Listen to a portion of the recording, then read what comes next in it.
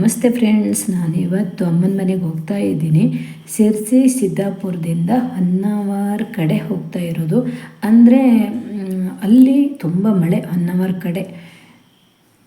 ಈ ಕಡೆ ಮಳೆ ಇಲ್ಲ, ಸ್ವಲ್ಪನೂ ಮಳೆ ಇಲ್ಲ. ಹೊನ್ನಾವರದಲ್ಲಂತೂ ಗೇರ್ಸೊಪ್ಪ ರೂಟೆಲ್ಲ ಇದೆ ನೋಡಿ, ಜೋಗ ಅಲ್ಲೆಲ್ಲ ಮಾವಿನ ಗುಂಡಿ ಆ ರೂಟಲ್ಲಿ ಹೋಗಿದ್ದೀವಿ ನಾವು. ಆ ಕಡೆ ಅಂತೂ ಸಿಕ್ಕಾಪಟ್ಟಿ ಮಳೆ, ಅಂದರೆ ತುಂಬಾ ಮಳೆ, ರೋಡೆಲ್ಲ ತುಂಬ ಹರಿತಾ ಇತ್ತು. ಹಾಗೆ ಮನೆಗೆ ಬಂದ್ವಿ, 1 ಅವರ್ ಆಯಿತು. ನಂತರ ನಾನು ಹೇಗೆ ವಿಡಿಯೋ ಮಾಡಿಕೊಂಡೆ.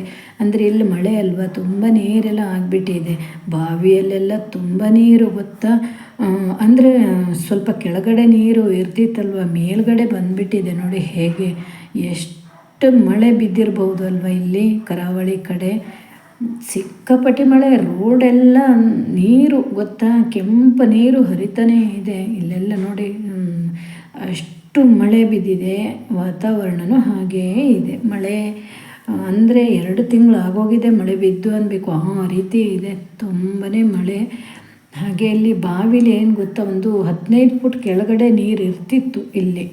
ಅಂದರೆ 15 ಫುಟ್ಟಕ್ಕೆ ನೀರು ಬರುತ್ತೆ ಇಲ್ಲಿ, ಅಷ್ಟರ ಕೆಳಗಡೆ ಇರ್ತಿತ್ತು. ಆದರೆ ಮಳೆ ಬಿದ್ದಿರೋದ್ರಿಂದ ಮೇಲ್ಗಡೆನೇ ನೀರು ಬಂದುಬಿಟ್ಟಿದೆ. ಇನ್ನೊಂದು 2 ದಿನ ಕಂಟಿನ್ಯೂ ಮಳೆ ಆಯಿತು ಅಂದರೆ ಇಲ್ಲೆಲ್ಲ ನೀರು ಬಂದುಬಿಡತ್ತೆ. ಹಾಗೆ ನಮ್ಮ ಅಮ್ಮನ ಮನೆ ಹೀಗಿದೆ ನೋಡಿ. ಅರ್ಧ ಹಂಚು ಹಾಕಿರೋದು, ಇನ್ನರ್ಧ ಸ್ಲ್ಯಾಬ್ ಹಾಕಿರೋದು, ಮತ್ತು ಕೆಲಸ ನಡೀತಾ ಇದೆ. ಇಲ್ಲಿ ಎಲ್ಲ ಕಾಂಪೌಂಡ್ ಎಲ್ಲ ಕಟ್ತಾ ಇದ್ದಾರೆ. ಹಾಗೆ ಇಲ್ಲಿ ಏನು ಗೊತ್ತಾ, ಅಡುಗೆ ಮನೆ ಸ್ವಲ್ಪ ಚಿಕ್ಕದಿತ್ತು, ಈಗ ಸ್ವಲ್ಪ ದೊಡ್ಡದನ್ನು ಮಾಡ್ತಾ ಇದ್ದಾರೆ. ಕೆಲಸದವರು ಬಂದಿದ್ದಾರೆ, ಕೆಲಸ ಮಾಡ್ತಾನೂ ಇದ್ದಾರೆ. ಈ ಕಡೆ ಎಲ್ಲ ನಡೀತಾನೇ ಇದೆ ಕೆಲಸ ಎಲ್ಲ. ನಾವು ಹೀಗೆ ಒಂದು 2 ದಿನಕ್ಕೆ ಹೋಗೋಣ ಅಂತ ಹೋದ್ವಿ. ಹಾಗೆ ಚಿಕನ್ ಸುಕ್ಕ ಮಾಡ್ತಾ ಇದ್ದಾರೆ ನಮ್ಮಮ್ಮ. ಚಿಕನ್ ಸುಕ್ಕ ಮತ್ತು ಚಪಾತಿ, ನಂತರ ಕಬಾಬ್ ಮಾಡೋಣ ಅಂತ ಇದ್ದಾನೆ ನನ್ನ ಮಗ. ನಾನು ಚಪಾತಿ ಮಾಡ್ತಾ ಇದ್ದೀನಿ. ಊಟದ ಟೈಮ್ ಆಗಿದೆ ಈಗ, ಓಕೆನಾ. ನಾನು ತೋರಿಸ್ತೀನಿ ನಮ್ಮ ಕಡೆ ಹೇಗಿದೆ ಅಂತ.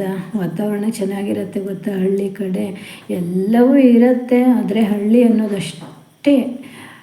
ಅನ್ನೋದಷ್ಟೇ ಬೇಜಾರು. ಬಿಟ್ಟರೆ ಮನೆ ಬಾಗಿಲಿಗೆ ಎಲ್ಲ ಗಾಡಿ ಹೋಗುತ್ತೆ, ಎಲ್ಲ ಸೌಕರ್ಯ ಇರುತ್ತೆ. ಎಲ್ಲದಕ್ಕೂ ಮಾರ್ಕೆಟಿಗೆ ಹೋಗೋದು ಅಂದರೆ 10 ಕಿಲೋಮೀಟ್ರಿಗೆ ಹೋಗಬೇಕು. ಆಯಿತು, ಕಬಾಬು ರೆಡಿ ಆಗ್ತಾಯಿದೆ, ಊಟ ಮಾಡಬೇಕು. ಹಾಗೆ ಇಲ್ಲಿ ನೋಡಿ, ಮಳೆ ನೋಡಿ ನೀವು, ಎಷ್ಟು ಮಳೆ ಬಿದ್ದಿರ್ಬೋದಲ್ವ ನೋಡಿ. ನಾಯಿ ಇಲ್ಲೇ ಮಲ್ಕೊಂಡಿದೆ, ನಾಯಿಗೂ ಕೂಡ ಜಾಗ ಅಲ್ವಾ. 2-3 ನಾಯಿ ಇರುತ್ತೆ. ತುಂಬ ಮಳೆ ಅಂದರೆ ಇಲ್ಲೆಲ್ಲ ಕಬ್ಬಿಣದ್ದೆಲ್ಲ ಪೇಂಟ್ ಮಾಡಿ ಇಟ್ಟಿದ್ದಾರೆ.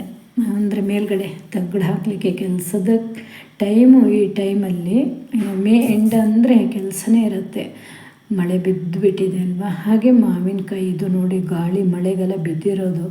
ಅರ್ಧ ಹಣ್ಣಿದೆ, ಅರ್ಧ ಕಾಯಿದೆ. ಅಷ್ಟು ಅಂದರೆ ಇಲ್ಲಿ ಏನು ಗೊತ್ತಾ, ಹಲಸಿನ ಹಣ್ಣು, ಮಾವಿನ ಹಣ್ಣು ಎಲ್ಲವೂ ಇರುತ್ತೆ ಹಳ್ಳಿ ಕಡೆ. ಯಾವುದಕ್ಕೂ ದುಡ್ಡು ಕೊಟ್ಟು ತರಬೇಕು ಅಂತ ಇಲ್ಲ.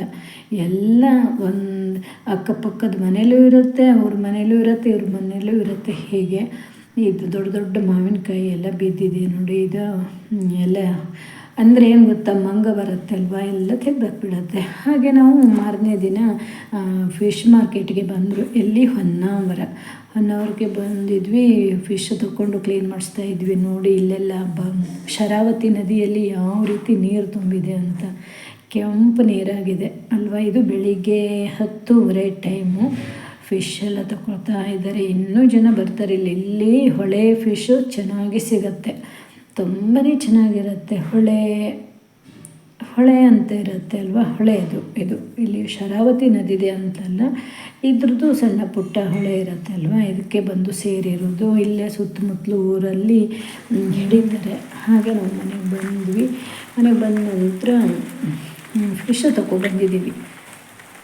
ನಂದೆಲ್ಲವೂ ವಿಡಿಯೋ ಮಿಕ್ಸ್ ಇದೆ, ಅಂದರೆ ಒಂದಿನದ್ದೇ ಅಲ್ಲ ಇದು ನೋಡಿ. ಇಲ್ಲಿ ಹಸಿರಾದ ಗಿಡ ಇಲ್ಲೇ ಇದೆ, ದಾರಿಲೆಲ್ಲ ಹೂವಿನ ಗಿಡ ಬೆಳೆಸಿದ್ದಾರೆ. ಅಂದರೆ ಪಾಟಲ್ಲಿ ಇಟ್ಟು. ಇಲ್ಲಿ ಹಳ್ಳಿ ಅಲ್ವಾ, ಹಳ್ಳಿಯಲ್ಲಿ ಬೇಕಷ್ಟು ನೀರಿರುತ್ತೆ, ಯಾವಾಗಲೂ ನೀರು. ಏಪ್ರಿಲ್ ಮೇದಲ್ಲೂ ಕೂಡ ನೀರಿರುತ್ತೆ. ನೀರಿನ ತೊಂದರೆ ಇಲ್ಲವೇ ಇಲ್ಲ, ಮಣ್ಣಿಗೂ ತೊಂದರೆ ಇಲ್ಲ, ಅಷ್ಟು ಇರುತ್ತೆ ನೋಡಿ. ಇಲ್ಲಿ ಫಿಶ್ ಸಾಕಿದ್ದಾರೆ ಅಲ್ವಾ ನೋಡಿ. ಇಲ್ಲಿ ಗುಳ್ಳೆ ಅಂತ ಸಿಗುತ್ತೆ ಇಲ್ಲಿ. ಅಂದರೆ ಗದ್ದೆಯಲ್ಲಿ ಈ ಟೈಮಲ್ಲಿ ಸಿಗುತ್ತೆ ಮಳೆ ಬಿದ್ದಾಗ 3 ಗುಳ್ಳೆಯನ್ನು ತಂದು ಹಾಕಿದ್ದಾರೆ. ನೋಡೋಣ ಬದುಕ್ಬೋದಾ ಅಂತ.